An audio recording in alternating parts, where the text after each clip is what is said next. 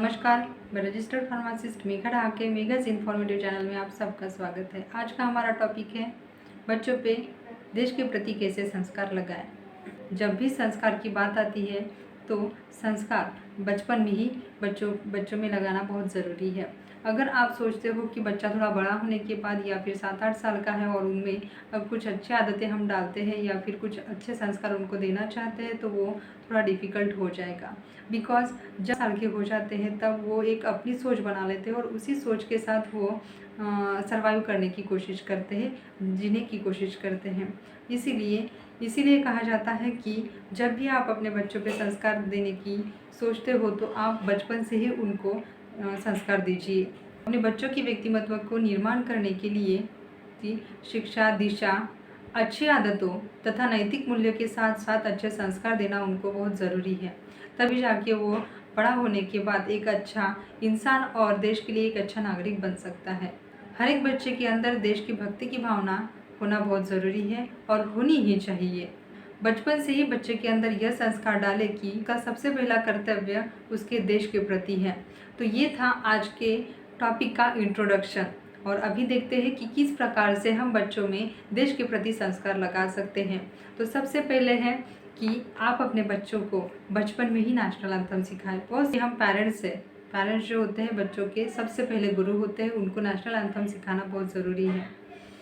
और बहुत सारे जो पेरेंट्स होते हैं वो बच्चों को नेशनल एंथम सिखाते हैं, राष्ट्रगीत बोलना सिखाते हैं, लेकिन उसकी रिस्पेक्ट कैसे की जाए वो नहीं सिखाते। मैंने ये खुद अपने आंखों से देखा है और इसीलिए मैं इस टॉपिक पे ये वीडियो बना रही हूँ। जब भी आप अपने बच्चों को नेशनल एंथम सिखाते हैं, फॉर एग्ज़ाम्पल आप तो फिर उसको टीवी पे लगा के देते हैं, बच्चों को मोबाइल पे लगा के देते हो, तो जब भी आप राष्ट्रगीत या फिर नेशनल एंथम आप उनके सामने बोलने के लिए रखते हो तो आप अपना काम करते रहते हो और आप बच्चों को टीवी या फिर मोबाइल में लगा के देते हो। तो क्या ये रिस्पेक्ट है? अगर राष्ट्रगीत शुरू है और आप अपना काम कर रहे बच्चे को अपने टीवी मोबाइल पे से लगा के दिया, बच्चा बैठा हुआ है, तो ये क्या रिस्पेक्ट है? बाकी के लोग भी अपना अपना काम करते रहते हैं, तो ये नेशनल एंथम का रिस्पेक्ट नहीं कर रहे हो, ये डायरेक्टली दिखाई देता है। तो आपको क्या करना है, आप थोड़ा बैक फॉरवर्ड में जाइए। जैसे कि कॉलेज या फिर हमारा जो स्कूल टाइमिंग था, उस टाइम पे क्या था, जब भी राष्ट्रगीत शुरू रहता था और अगर हम थोड़ा सा लेट हो गए, थोड़ा गेट के बाहर या फिर थोड़ी दूर है और अगर हमें नेशनल एंथम सुनाई देता है तो हमें वहीं पे खड़े रहना पड़ता था। ये हमारे स्कूल का रूल नहीं था, ये हमें सिखाया जाता था कि हमें राष्ट्रगीत की, नेशनल एंथम की रिस्पेक्ट किस प्रकार से करनी चाहिए। और यही जो है रूल हमें लास्ट तक, हमारे लाइफ के एंड तक हमें ये फॉलो करना है और हमारे बच्चों को भी ये फॉलो करने के लिए बोलना है। तभी आप राष्ट्रगीत की रिस्पेक्ट करना जान सकोगे। ऐसा नहीं है कि हमारा स्कूल टाइमिंग, हमारा कॉलेज लाइफ जो है वो ख़त्म हो गया तो वो जो रूल है हमारे लिए वो भी ख़त्म हो गए। वो एक हमारे स्कूल का रूल नहीं था, वो हमें सिखाया गया था कि हम किस प्रकार से हमारे राष्ट्रगीत का रिस्पेक्ट कर सकते हैं। तो अभी क्या होता है कि बहुत सारे पेरेंट्स जब भी बच्चा बोलता है राष्ट्रगीत वगैरह तो अपने अपने काम में लगे रहते हैं और बच्चों को ये भी नहीं सिखाते कि बेटा नेशनल एंथम ऐसे कभी भी बोला नहीं जाता, अगर मन हुआ तो बोल दिया। जब भी आप बोलते हो तो नेशनल एंथम जब स्टार्ट होता है तो हम सब लोग, हमारे घर के सब लोग, हम एक जगह के, अगर हमें सुनाई देता है तो हम एक ही जगह पे खड़े होके हम नेशनल एंथम बोलते हैं और सुनते भी है, एक जगह पे स्टैंड होके बिना, और इसी बात को बिना बताए, बिना सिखाए हमारी बच्ची भी हमें फॉलो कर रही है। तो यही होता है, अगर आप अच्छे से बिहेवियर कर रहे हो, अगर आप बच्चों के सामने कुछ अच्छा कर रहे हो या फिर कुछ बुरा भी कर रहे हो तो ये हमें कॉपी कर ही लेते हैं। इसीलिए आपका बिहेवियर और आपकी आदतें अच्छी होनी बहुत ज़रूरी है ताकि बच्चे भी आपको उसी तरह फॉलो करें।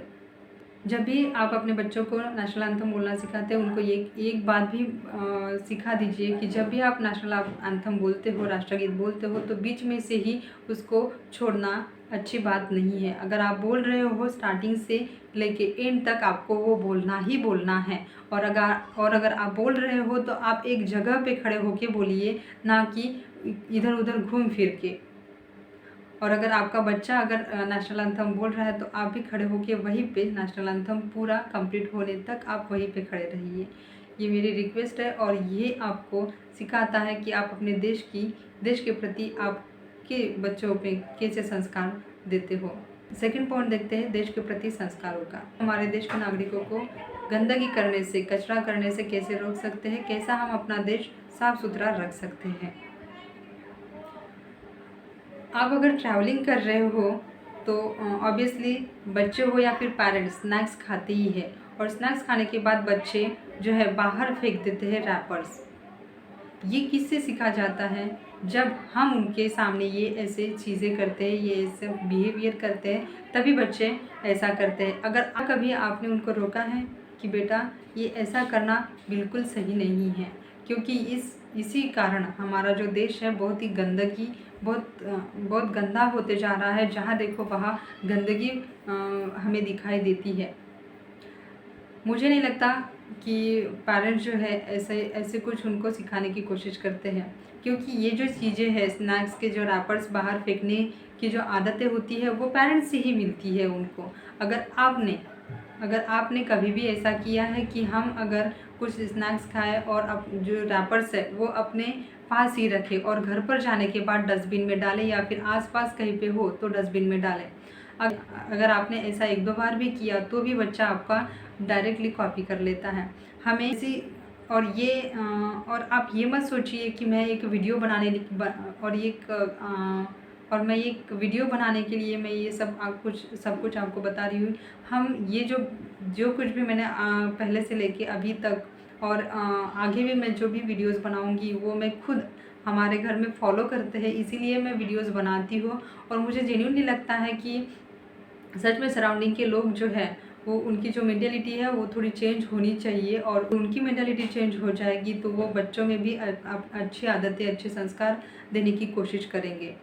जब जाते हैं ट्रैवलिंग के लिए तो हमने जो भी कुछ भी रैपर्स वगैरह खाते हैं तो वो हम खुद अपने गाड़ी में रखते हैं और घर के आने के बाद उसको डस्टबिन में डालते हैं। और हमारे बच्चे ने भी यही आदतें सीख ली है कि जब भी वो कुछ खाती है तो वो रैपर्स बाहर नहीं फेंकती है, वो गाड़ी के अंदर जो भी कुछ जगह रहती है कुछ ना कुछ वहाँ पे वो रख देती है और आने के बाद वो निकाल के डस्टबिन में डालती है।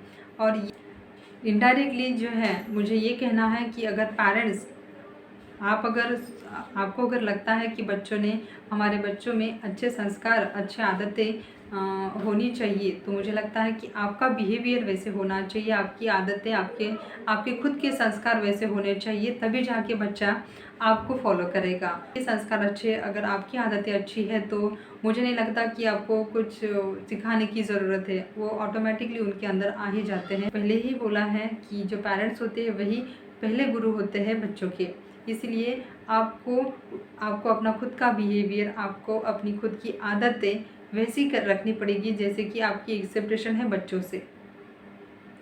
और इसी के साथ ये टॉपिक मैं ख़त्म करती हूँ। टॉपिक मुझे आपको कैसे लगा ज़रूर बताइए कमेंट बॉक्स में।